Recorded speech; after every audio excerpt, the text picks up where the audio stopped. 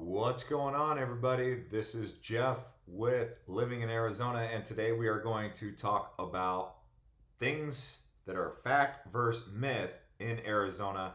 And for the most part, I think I feel confident that most of this is going to be fairly accurate, okay? Now, why would we have to make a video about fact versus myth? Well, because there is common things that get caught up, mixed up, you know. And the first one is going to be creepy crawlies. Are there really a lot of creepy crawlies in Arizona? What's a creepy crawly? A scorpion, a snake?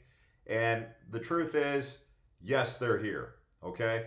Yes, you should shake out your boots when you, if you leave them outside, before you put them on, you should go like this. Clap them together, shake them out, hold them upside down, shake them real good. Make sure you get anything that could be in there out of there, whether it be a black widow or a scorpion or a centipede. Yes, they do exist here. Now, are they common? No. What I mean by that is, will you, every time you shake out your shoes, find a creepy crawly? No. Every time you go for a hike in the desert, will you come across a rattlesnake if it's the summertime? No. But are the snakes in there? Yes. Will you personally come across a snake? Probably not, at least on most hikes. But if you stay in Arizona long enough, you will see a snake. Will it bite you? Probably not, is what I should say. So the odds of you getting actually bitten, or, have the snake actually take a chomp out of you or put its fangs into you with its venom, fairly rare. It does happen, but the odds of that happening to you are not very high. It might be up there with getting struck by lightning. Okay, so overall, creepy crawlies, yes, they exist. Are they going to attack you, kill you? Are they going to ruin your life?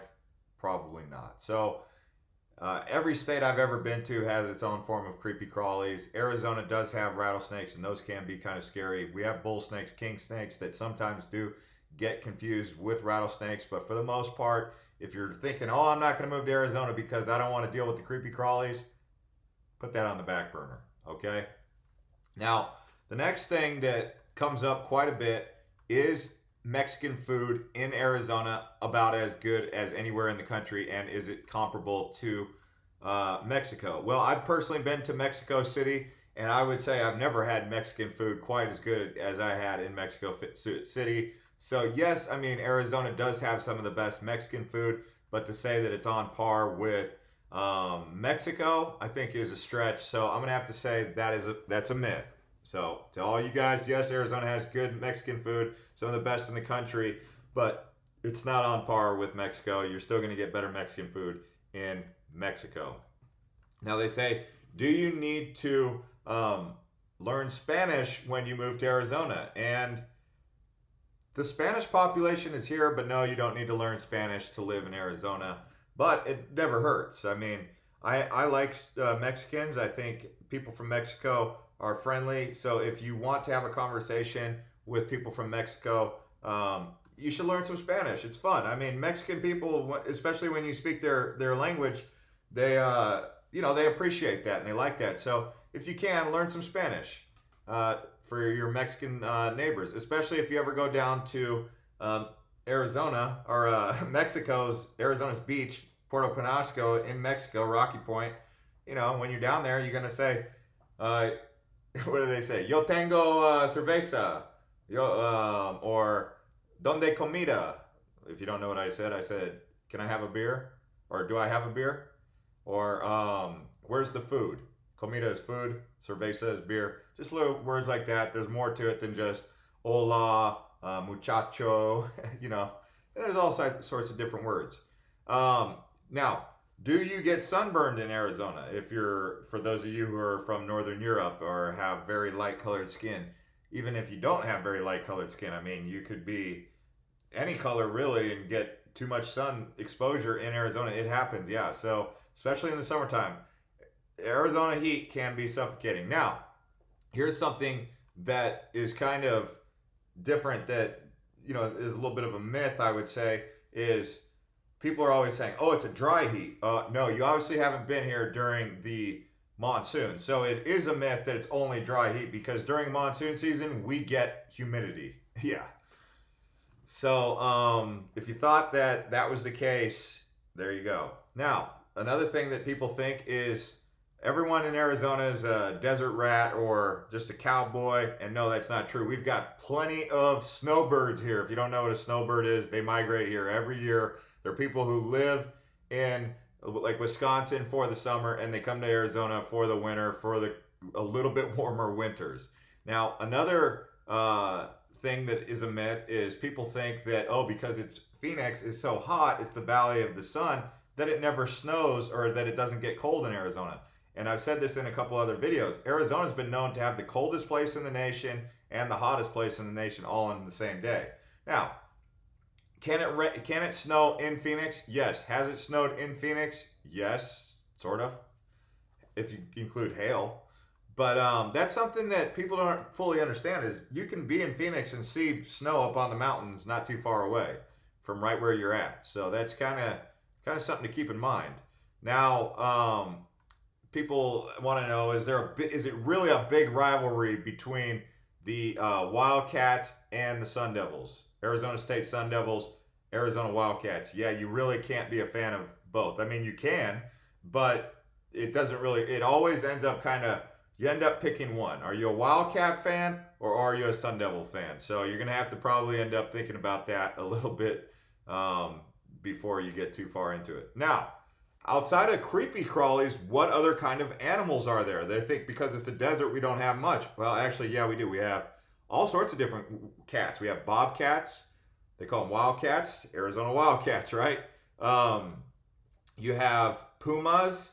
I've even seen other small cats that I don't know the name for, but not even a bobcat. But so there's different types of cats here in Arizona that live, especially in the creek area. If you're around water, be extra careful with what's up in those trees. That's my best advice is, yeah, there can be cats out in those trees if you're hiking along a creek or a river, if you're hiking the Salt River or whatever. I mean, you never know what kind of wildlife you might come across. Coyotes, you'll hear them at night, especially as you get outside of Phoenix, you'll start seeing and hearing coyotes at night. And yeah, you hear them. Now, as the city grows, they kind of go back. Now, it's not just the animals that you have to keep an eye on. The animals in the night crawlers or the creepy crawlers. There's actually plants that fight back, and they're cactus. And some of the cactus that you might want to keep an eye on or learn about is a cholla cactus. If you ever hear someone say cholla, they're called jumping cholla. They will jump in the sense, not literally, like they don't jump off the ground to attack you, but you'll walk by them and you might think you're safe distance, but next thing you know, you got a cholla on you. And here's the thing. Once they get you, they're hard to get off, like very hard to get off. It's hard to explain. I mean, there might be a video on YouTube about someone who got a cholla in them. Chollas are probably the worst cactus you can get in you. So if you see a cholla cactus, just don't try to touch it, please. You can touch a saguaro cactus, you can touch a prickly pear, you can touch an ocotillo, but you cannot touch a cholla cactus. Don't touch a cholla cactus, period. I wouldn't even touch it with a stick, actually. So yeah, is it hotter than you thought, right? So people are saying, is it really that hot? Is that a true thing or is that a myth? It's true. It is suffocating hot. It gets really hot here, okay, guys? Now, another thing is, can certain plants grow here? Is it true that you can only grow desert plants here? And from my experience and from what I've heard, you can actually grow tropical plants here. I've seen people with bananas in their yard. I've seen people with papayas in their yard. I've seen people with figs, plums, peaches, orange, citrus trees. Citrus trees grow really good here. So the whole idea about tropical trees not growing here, or any, I've even seen pine trees in people's yards, okay? So even though it does get suffocating hot, you can grow other things besides desert plants here. So yeah, if you wanted to grow a mango tree and you're pretty good at growing it, you could get away with growing it here. So that's just the way it is. Now, in Arizona, this is kind of a question that comes up. Do people really get cold in Arizona when the weather goes below 70 degrees? Yes. You know, some people are like, take off the sweater when it gets above 70 degrees. In Arizona, if the weather goes below 70 degrees, people will bust out the sweaters. That's just the way it is. It's true. Here's another thing that people wonder. Does your car really get dirtier after a rainstorm? And yes, it's true. Your car will get more dirty after a rainstorm than it was before the rainstorm, because there's so much dust and stuff in the air after some of these rains, or before these rainstorms. The water comes in and like kind of pats it down and it gets all over your car. So the Grand Canyon is on your bucket list and you live in the Grand Canyon state. So you're like, wow, do people really live in the Grand Canyon state who have never been to the Grand Canyon? And yeah, there's a lot of people who've never actually been to the Grand Canyon, even though they live in Arizona, sometimes for quite a while, right? So there you go. Let's see if there's anything else that we can talk about. If you guys have any other questions for me about things that you thought are true, or if they're true, you can take this time to answer those questions, but or ask me those questions and I'll do it to answer the best that I can. But is Arizona really an Instagrammer's favorite spot? I would say, yeah, there's a lot of things that are Instagrammable. What I mean by that is things that are just really unique, and I've made a couple other videos on this channel about that. But yeah, there's all sorts of different things. There's Lake Powell, Grand Canyon.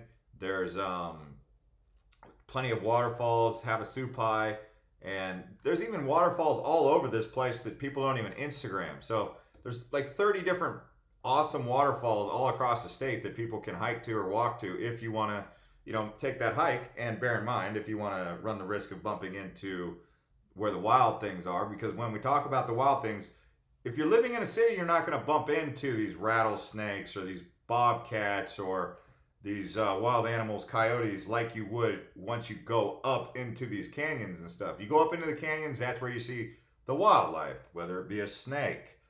You'll see rabbits. You'll definitely see wildlife in these canyons. I mean, you go up far enough into a canyon for a 2-hour hike, you'll come back saying, I saw this, I saw this, I saw this, I saw this. And some of those things might be a big cat. Some of them might be a coyote. So keep that in mind when you go out there looking for that stuff.